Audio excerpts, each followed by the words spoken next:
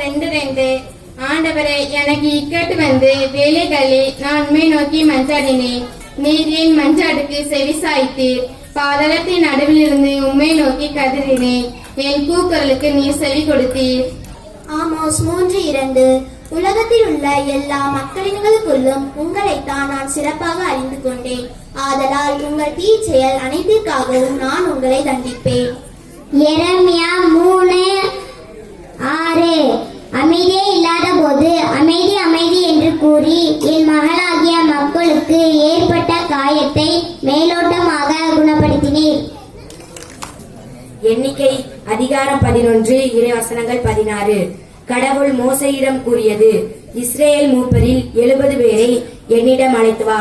அவர்கள் மக்களுள் உனக்கு தெரிந்தவர்களாகவும் பெரியவர்களாகவும் அதிகாரிகளாகவும் இருக்குமாறு பார்த்துக்கொள்.